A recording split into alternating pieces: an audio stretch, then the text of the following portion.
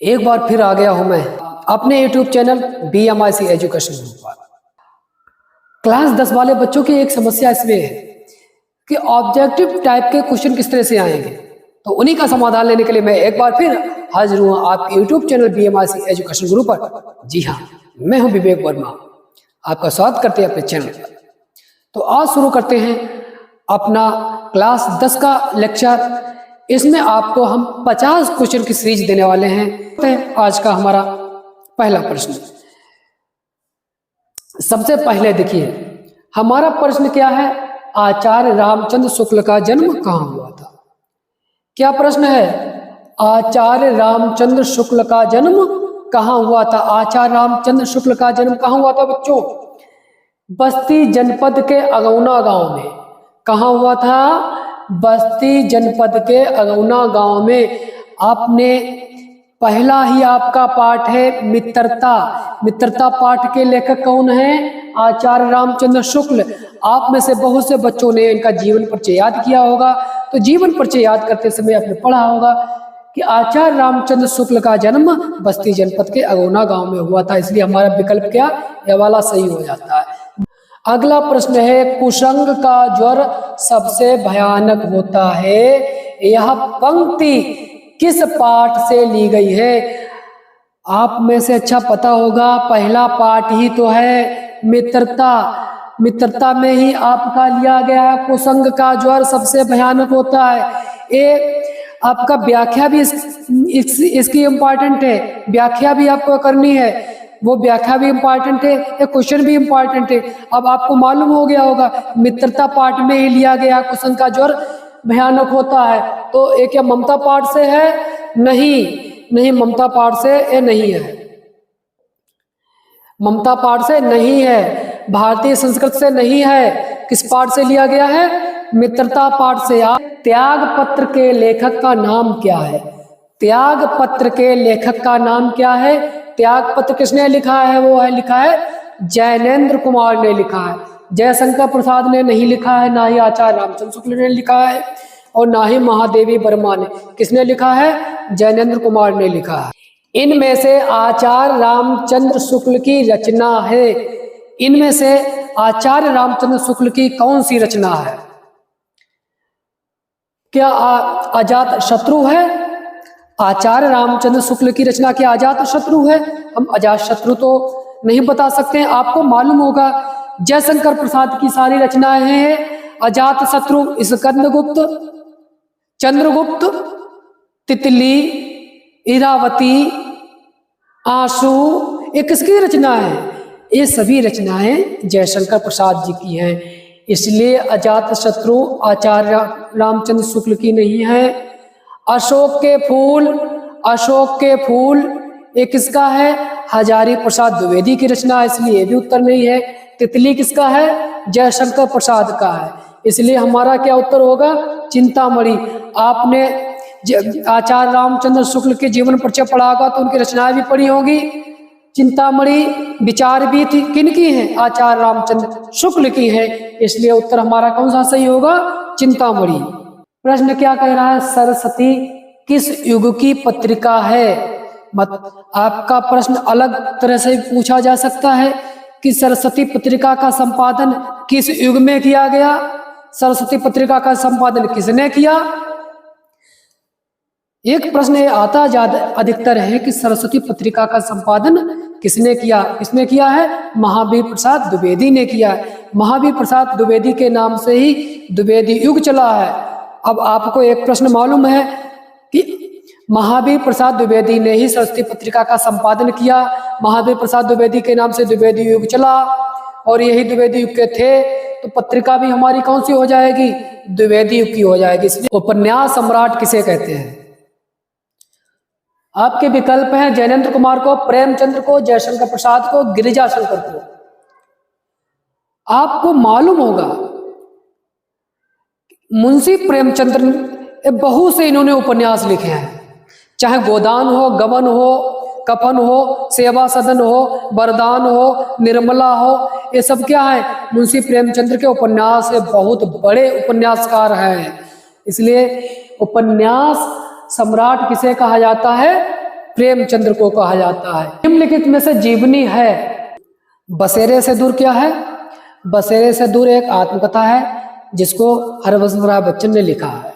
और दूसरा है अनामदास का पोथा। अनामदास का पोथा यह उपन्यास है और जिसको हजारी प्रसाद द्विवेदी ने लिखा है। कलम का सिपाही। कलम का सिपाही ये जीवनी है। कलम का सिपाही ये जीवनी है जिसको अमृत राय ने लिखा है। कलम का सिपाही जीवनी है, ये किसने लिखी है? प्रश्न अलग से पूछा जा सकता है कि कलम का सिपाही ये किसने लिखा है? कलम का सिपाही ये अमृत राय ने लिखा है और यही जीवनी है। फिर अमृत राय ने जीवनी किसकी लिखी है? ये मुंशी प्रेमचंद्र की जीवनी लिखी है। अगला वैकल्पिक प्रश्न है, आचार्य रामचंद्र शुक्ल के पिताजी का क्या नाम था? आपका विकल्प है दयाराम साहनी, पंडित चंद्रबली शुक्ल, पंडित शंकटा प्रसाद और देवी प्रसाद। तो दयाराम साहनी कौन थे? आचार्य रामचंद्र शुक्ल के पिताजी तो नहीं है। ये एक खनिक थे, हमारे हड़प्पा और जो सभ्यताएं थी उनकी खुदाई का काम इन्होंने किया था, तो ये तो है नहीं। पंडित शंकटा प्रसाद मिश्र ये कौन है? आपने क्लास 9 में पाठ पढ़ा होगा। बात पाठ के लेखक हैं प्रताप नारायण मिश्र। तो प्रताप नारायण मिश्र के ये पिताजी हैं शंकटा प्रसाद। देवी प्रसाद ये जयशंकर प्रसाद जी के पिताजी का नाम है। तब कौन हमारा उत्तर हो जाएगा? पंडित चंद्रबली शुक्ल। इनमें से जयशंकर प्रसाद की कौन सी रचना नहीं है? आंसू जयशंकर प्रसाद की रचना है, आंधी जयशंकर प्रसाद की रचना है, छाया जयशंकर प्रसाद की रचना है। त्रिवेणी, जो त्रिवेणी है ये आचार्य रामचंद्र शुक्ल का आलोचनात्मक निबंध संग्रह है। इनमें से फिर आपका उत्तर क्या हो जाएगा? त्रिवेणी किसकी रचना है? कि त्रिवेणी जो है ये आचार्य रामचंद्र शुक्ल का आलोचनात्मक निबंध है। हमारा इसलिए उत्तर क्या हो जाएगा? आचार्य रामचंद्र शुक्ल। सूरदास जी का जन्म कहाँ हुआ था? रुनकता में, ग्वालियर में, दिल्ली में, मथुरा में, कहाँ हुआ था? आपको तो सूरदास जी का जन्म जो हुआ था वो रुनकता में हुआ था। ना तो ग्वालियर में हुआ, ना दिल्ली में हुआ और ना मथुरा में हुआ। सूरदास का जन्म कब हुआ? 1475 में, 1476 में, 1477 में, 1478 में। सूरदास जी का जन्म कब हुआ? सन 1478 ईस्वी में। सूरदास जी की मृत्यु कब हुई? 1583 ईस्वी में, 1582 ईस्वी में, 1584 ईस्वी में, 1581 ईस्वी में। तो सूरदास जी की मृत्यु हुई थी वो 1583 ईस्वी में हुई थी। श्री रामचरितमानस किसकी रचना है? गोस्वामी तुलसीदास की, सूरदास की, रहीमदास की, बिहारी लाल की। गोस्वामी तुलसीदास जी ने लिखा।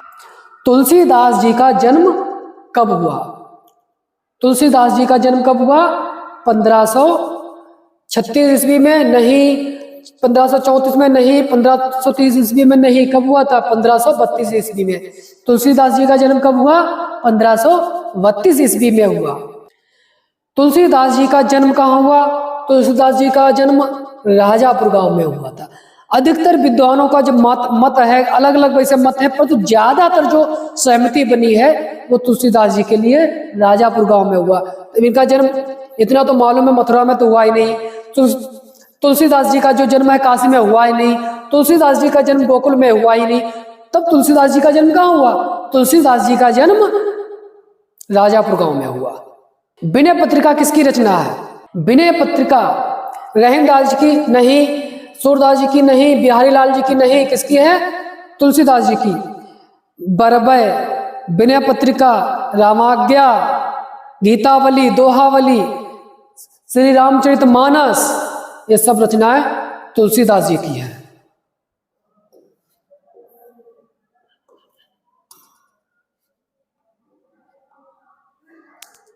रामचंद्र शुक्ल के नाम पर हिंदी साहित्य के किस युग का नामकरण किया गया? आचार्य रामचंद्र शुक्ल के नाम के आगे शुक्ल लग रहा है, तब इनका युग भी कौन सा होगा? शुक्ल युग होगा। इसलिए इनके युग के नाम से क्या चला? शुक्ल युग चला। मित्रता की धुन कब सवार रहती है?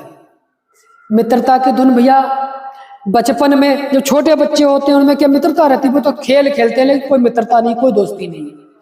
बुढ़ापे में बुढ़ापे में कौन दोस्ती करेगा, कौन बुढ़ापे में दोस्ती करेगा।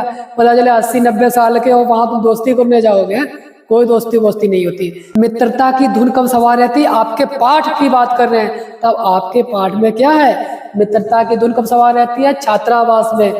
आप किताब उठा के देखना, एक बार पढ़ना मित्रता पाठ, उसमें लिखा होगा कि मित्रता की धुन छात्रावास में सवार रहती है। मृत्यु के समय ममता की आयु क्या थी, उत्तर क्या होगा, 70 वर्ष। कुसंग का ज्वर कैसा होता है, मित्रता पाठ से बार बार प्रश्न आ रहे हैं। कुसंग का ज्वर कैसा होता है, कुसंग का ज्वर भयानक होता है, कुसंग का ज्वर भयानक होता है, इसलिए बाकी सब गलत। उत्तर आपका क्या सही हो जाएगा, कुसंग का ज्वर भयानक होता है। मेरी आत्मकथा के लेखक कौन है, मेरी आत्मकथा के लेखक कौन है। भारतीय संस्कृति आपने पाठ पढ़ा होगा, उस पाठ के लेखक कौन है, डॉक्टर राजेंद्र प्रसाद। डॉक्टर राजेंद्र प्रसाद का आपने जीवन परिचय तो पढ़ा होगा। मक्कारी करोगे, कुछ नहीं पढ़ोगे तो फेल हो जाओगे, सीधे से बता रहे हैं। डॉक्टर राजेंद्र प्रसाद का जीवन परिचय पढ़ा होगा, तो उनकी रचना भी तो पढ़ी होगी आपने। उनकी रचनाओं में ही तो आता है भैया मेरी आत्मकथा। फिर मेरी आत्मकथा के लेखक कौन हुए, मेरी आत्मकथा के लेखक कौन है, डॉक्टर राजेंद्र प्रसाद। ममता कौन थी, ममता कौन थी, ये प्रश्न आपकी स्क्रीन के सामने है। ममता कौन थी, ये प्रश्न आपके अभी तो स्क्रीन पर है, आपके लिए ऑब्जेक्टिव टाइप के भरने के लिए ही प्रश्न आने वाला आपका है। ममता कौन थी, आप ध्यान से पढ़ लें। प्रश्न अच्छा लग रहा है तो मेरे शेयर इसको लाइक कर दो, शेयर कर दो, अपने दोस्तों के पास भी इस वीडियो को शेयर कर देना, उनका भी काम चल जाएगा। ममता कौन थी, शेरशाह सूरी की दुहिता थी। शेरशाह सूरी की दुहिता। अच्छा, दुहिता माने क्या होता है, दुहिता माने होता है पुत्री। तो शेरशाह सूरी की क्या पुत्री थी ममता, ममता किसकी पुत्री थी, मंत्री चूड़ामणि की पुत्री थी। ममता पाठ में चूड़ामणि कौन है, ममता पाठ में चूड़ामणि कौन है, मंत्री चूड़ामणि। पाठ पढ़ा होगा मंत्री चूड़ामणि। और एक कौन थी, एक कौन थे, अभी मैंने बताया कि ममता मंत्री चूड़ामणि की एकमात्र दुहिता थी। दुहिता माने पुत्री। ममता कौन फिर थी, ममता मंत्री चूड़ामणि की पुत्री थी। तो ममता का क्या है, चूड़ामणि भाई था, नहीं, ममता का कौन हुआ, पिता ही तो हुआ। सैनिक नहीं था, राजा नहीं था। चूड़ामणि तो मंत्री था, सैनिक नहीं था, ना राजा था, मंत्री था और ममता का पिता था। पृथ्वी पर स्वर्ग है तो यही है, यही है, यही है, किसने कहा, यह प्रश्न जो कहा था यह शाहजहां ने कहा था, महात्मा गांधी ने नहीं कहा था, प्रेमचंद्र ने भी नहीं कहा था, शेर साहब ने भी कहा था। किसने कहा था, शाहजहां ने कहा था। पहाड़ काटकर बनाई जाने वाली भारत की सबसे प्राचीन गुफाएं कहाँ हैं, पहाड़ों को काट दिया गया, उसके बाद गुफाएं बनाई गई, गुफाओं में चित्र बनाए गए, तो सबसे प्राचीन गुफाएं कहाँ हैं। जनता आपके पाठ से लिया गया है, बाकी तो किसी से मतलब ही नहीं हमें है। एलोरा एलिफेंटा बाघ ये नहीं है, आपका कहाँ है, अजंता में है, अजंता लिखना आपको है। जातक कथाएं किसके जन्म से संबंधित है, अजंता पाठ को पढ़ लेना। जातक जो भी कथाएं हैं वो किसके जन्म से संबंधित हैं। अजंता में महात्मा बुद्ध की बहुत सी मूर्तियां लगी, उसमें है, चित्र हैं, और जितने भी चित्र हैं महात्मा बुद्ध की जन्म से संबंधित हैं। तब उत्तर हमारा क्या रहेगा, महात्मा बुद्ध के जन्म से संबंधित है। इनमें से महाकाव्य कौन सा है, श्री रामचरितमानस, साकेत, पद्मावत और रामायण, इनमें से महाकाव्य क्या है भैया, श्री रामचरितमानस बहुत बड़ा महाकाव्य है, बाकी सब तो छोटे छोटे हैं।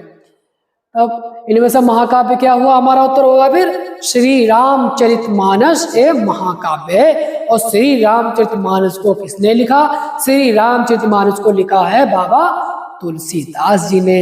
याद, पृथ्वीराज रासो किसकी रचना है, पृथ्वीराज रासो जो है वो चंद्रप्रदायी का है। किसका है? चंद्रप्रदायी की रचना है। पृथ्वीराज के दरबारी कवि कौन थे? ये चंद्रप्रदायी थे। चंद्रप्रदायी ने ही पृथ्वीराज रासो लिखा, इसलिए उत्तर हमारा क्या हो जाएगा? पृथ्वीराज रासो चंद्रप्रदायी। सूरदास के गुरु इनमें से कौन है? सूरदास के गुरु के विठलनाथ है, रामानंद है, नरहरिदास है, वल्लभाचार्य है। सूरदास के गुरु कौन थे? सूरदास के गुरु वल्लभाचार्य थे। विठलनाथ नहीं होंगे।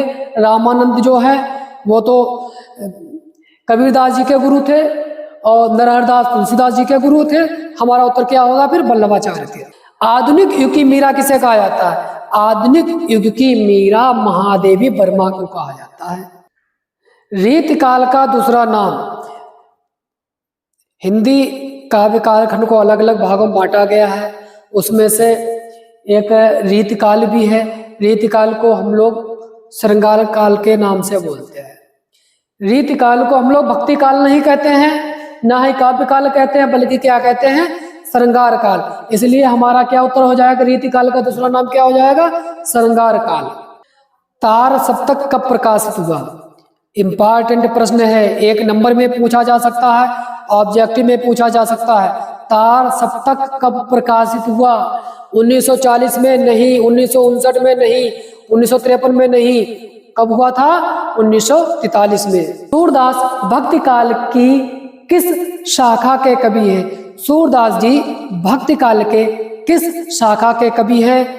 तो सूरदास ने अपने पाठ में किसकी रचनाएं की है? सब भगवान श्री कृष्ण के की हैं। तब सूरदास जी निर्गुण शाखा के तो कवि हैं नहीं, उन्होंने तो साक्षात भगवान श्री कृष्ण की आराधना की, भगवान श्री कृष्ण के पदों का उन्होंने गायन किया, भगवान श्री कृष्ण की बाल लीला का उन्होंने गायन किया है। तब सूरदास के भक्ति काल के किस शाखा के कवि हैं? कृष्ण भक्ति शाखा के कवि हैं। चींटी कविता जो है इसके कवि कौन है? चींटी जो कविता है आपके पाठ में है, जो कि सुमित्रा नंदन पंत ने हास्य रस का स्थायी भाव किया है। हास्य रस का स्थायी भाव क्या होता है? हास होता है, इसलिए ये हमारा उत्तर सही है। शोक किस रस का स्थायी भाव है? शोक हमें कब आता है? क्या हमारे अंदर जुगुप्सा हो तब शोक होगा? क्या हमारे अंदर कोई भय आ जाए, डर आ जाए तब शोक में आ जाएंगे? या गुस्सा आ जाए तब शोक में आएंगे? या कोई करुण वाली बात कह दी जाए तब शोक आ जाएगा? हमें कोई करुण वाली बात कही जाती होगी तभी शोक होता है, इसलिए उत्तर क्या होगा हमारा? करुण रस होगा। किस रस में प्रिय व्यक्ति अथवा वस्तु के नष्ट होने पर दुख होता है? जब कोई चीज हमारी नष्ट हो जाती है, प्रिय वस्तु चली जाती है, जिसके मिलने की कोई संभावना नहीं होती है, वहां पर शोक होता है। तो जब शोक, और शोक किसका स्थायी भाव है? वो करुण रस का है, इसलिए हमारा रस उत्तर क्या हो जाएगा? करुण रस हो जाएगा। काव्य की शोभा बढ़ाने वाले तो को हम क्या कहते हैं? अलंकार कहते हैं। अलंकार जो होते हैं वो हमारे काव्य के आभूषण होते हैं अलंकार, इसलिए काव्य की शोभा को अलंकार बढ़ाते हैं, इसलिए उत्तर हमारा क्या होगा? अलंकार होगा। शब्द अलंकार किस पर आधारित होता है? शब्द अलंकार शब्दों पर ही तो आधारित होता है, इसलिए हमारा उत्तर क्या होगा? हमारा उत्तर हो जाएगा, हमारा उत्तर जो होगा वो शब्दों पर होगा। उपमा अलंकार के कितने अंग हैं? तो भैया देखो, उपमा अलंकार के अंग आपका एक तो हो गया उपमेय, उपमान, साधारण धर्म,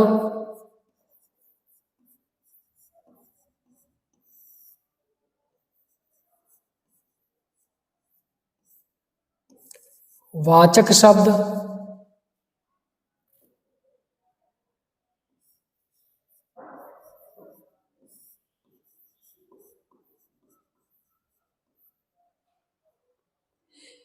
उपमा अलंकार के 4 अंग होते हैं: उपमेय, उपमान, साधारण धर्म और वाचक शब्द। तब उपमा अलंकार के कितने अंग हो जाएंगे? हमारा उत्तर क्या होगा? हमारा उत्तर हो जाएगा 4। उपमेय, उपमान, साधारण धर्म और वाचक शब्द 4 अंग होते हैं। सोरठा क्या है? सोरठा अर्ध सममात्रिक छंद है। सोरठा अर्ध सममात्रिक छंद है, इसलिए हमारा उत्तर अर्ध सममात्रिक छंद होगा। सोरठा के किस चरण में 13 मात्राएं होती है? सोरठा के दूसरे और चौथे चरण में 13 मात्राएं होती है। दूसरे और चौथे, हमारा उत्तर क्या होगा? दूसरे और चौथे। सोरठा के दूसरे और चौथे चरण में 13 मात्राएं होती है। अध्यादेश में उपसर्ग है। अध्यादेश में आशय नहीं होता, ना आद होता, ना देश होता है। अध्यादेश का उपसर्ग क्या होगा? अधि होगा। ममता की झोपड़ी में शरण पाने वाला मुगल कौन था? तैमूर नहीं, अकबर नहीं, शेरशाह नहीं। कौन था? हुमायूं था। कैसे? पूरा जब पाठ पढ़ लेना, अंत में लिखा मिलेगा आपको कि यहाँ 7 देशों के नरेश हुमायूं ने इस स्थान पर एक दिन शरण पाई थी, इसलिए मिर्जा यहाँ पर एक महल बनवा देना, ऐसा कुछ लिखा मिलेगा। नहीं, कौन सा? हुमायूं। क्यों? आपकी पुस्तक में देखिए नीचे ये आपको पैराग्राफ मिल रहा होगा, देखना यहाँ पर आपको मिल रहा है। इससे पता चल रहा है कि हुमायूं ने यहाँ पर एक दिन शरण पाई थी। उत्तर फिर ममता की झोपड़ी में शरण पाने वाला मुगल कौन था? हुमायूं था, इसलिए हमारा उत्तर क्या हो जाएगा? हुमायूं हो जाएगा। आप लोग वीडियो जरूर पसंद आया होगा। वीडियो पसंद आया हो तो दूसरों के पास भी और शेयर कर देना, जिससे कि बोर्ड परीक्षा का आप लोगों को पूरा लाभ मिल सके, सभी दोस्तों के पास लाभ पहुंचे, इसलिए वीडियो को जरूर शेयर करना। और हाँ, आपने अभी तक यदि हमारे चैनल को सब्सक्राइब नहीं किया है तो चैनल को सब्सक्राइब करना ना भूलना। मिलते हैं फिर नए वीडियो में, तब तक के लिए जय हिंद।